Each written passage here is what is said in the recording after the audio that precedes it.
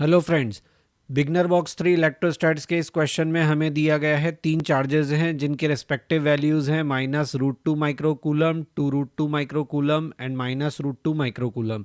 इनको अरेंज किया है एक स्ट्रेट लाइन पर, जैसा कि आप डायग्राम में देख सकते हैं, -√2, 2√2 और -√2। हमसे पूछा है total electric field intensity in सभी तीनों चार्जेस के कारण पॉइंट पी पर। तो देखिए यहाँ क्या है, एक ही क्वेश्चन में आपके करने के लिए बहुत सारी चीज़ें हो गई। जैसे चार्जेस का नेचर डिफरेंट है, फिर आपके जो नेगेटिव चार्जेस हैं उनकी पॉइंट पी से जो डिस्टेंस है वो अलग है, 2√2 की जो डिस्टेंस है वो अलग है। तीसरी चीज़, आप जब इलेक्ट्रिक फील्ड दिखाओगे तो इलेक्ट्रिक फील्ड के भी आपको कंपोनेंट्स करने पड़ेंगे। मैं काफ़ी कुछ बोल गया, मैं आपको एक बार डायग्राम दिखाता हूँ इसका। देखो ये बोल रहा हूँ मैं आपको, यहाँ आपका नेगेटिव चार्ज है, तो इस नेगेटिव चार्ज के कारण पॉइंट पी पर जो इलेक्ट्रिक फील्ड होगा वो किस डायरेक्शन में होगा, इस डायरेक्शन में होगा। इस इलेक्ट्रिक फील्ड को आप लिख लो ई। इधर जो होगा वो भी ई इसी डायरेक्शन में होगा, क्योंकि अट्रैक्टिव नेचर का होगा, रिपल्सिव नेचर का कहाँ होगा, 2√2 के केस में। और 2√2 वाला जो है इसका इलेक्ट्रिक फील्ड मान लो ई डैश, और ये हो जाएगा अवे। अब दूसरी चीज़ देखो, ये 1 मीटर है, ये 1 मीटर है, तो ये जो डिस्टेंस है ये कितनी होगी, √2 मीटर। ठीक है, और यहाँ पे आपका एंगल कितना होगा, तो ये एंगल होगा आपका 45 डिग्री। यानी आपके ई जो हैं इसके कंपोनेंट आएंगे along X and along Y. इधर आएगा e/√2, इसी तरीके से इसका भी आएगा इधर की तरफ कितना, e/√2। ये दोनों e/√2 आपस में कैंसिल हो जाएंगे। यहाँ डाउनवर्ड डायरेक्शन में आपके दोनों e/√2 ऐड हो जाएंगे। समझ में आ रहा है, ये कंपोनेंट्स यहाँ पे क्या हो रहे हैं, ऐड हो रहे हैं। तो ये कितना हो गया, 2e/√2, यानी कि हम कह सकते हैं e√2।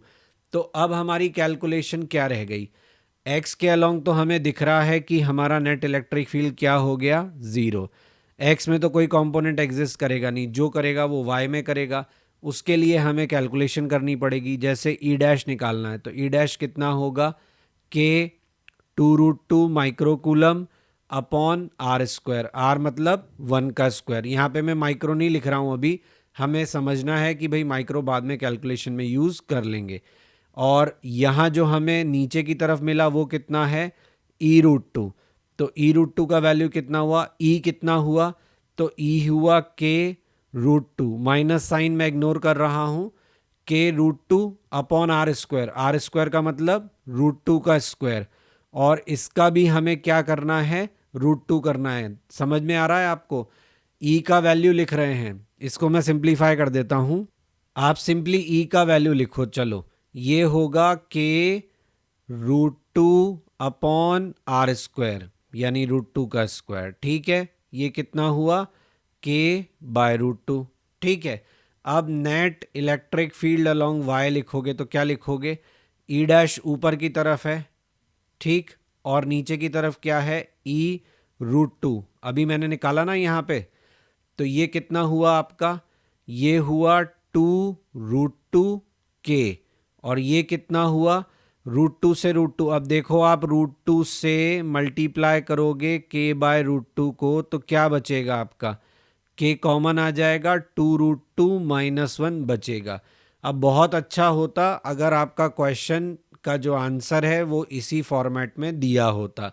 दिया नहीं है, क्वेश्चन का आंसर जो है वो बिल्कुल पूरा निकलवा के दिया गया है, बट बिलीव मी नीट में इस तरीके की कैलकुलेशन आपको बिल्कुल नहीं दी जाती।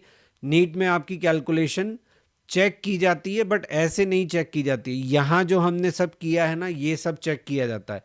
ऐसा नहीं कि आपको answer digit two digit answer जो है वो मैच कराया जाएगा। तो ये हमें मिलेगा 16.45 इंटू 10⁻⁹ न्यूटन पर कूलम अलोंग वाई डायरेक्शन, हमारा आंसर।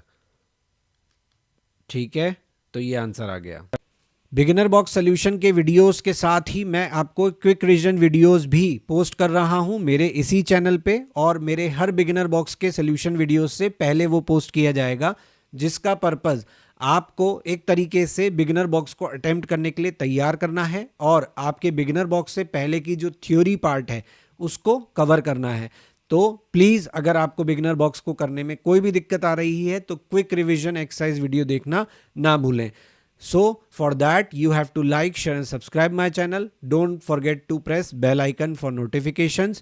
और अगर आपको मेरे क्विक रिवीजन एक्सरसाइज या मेरा कंटेंट टेक्स्ट फॉर्मेट में चाहिए तो वो मेरे ब्लॉग पर अवेलेबल है, क्वेश्चन नहीं बनता blogspot.com। अगर आप मुझे कोई सजेशन देना चाहते हैं तो आप मुझे मेरे मेल आईडी पे मेल कर सकते हैं। यही कंटेंट मैं फेसबुक पेज पर भी क्वेश्चन नहीं बनता पर पोस्ट करूंगा और इंस्टाग्राम पर भी आप मुझे ज्वाइन कर सकते हैं।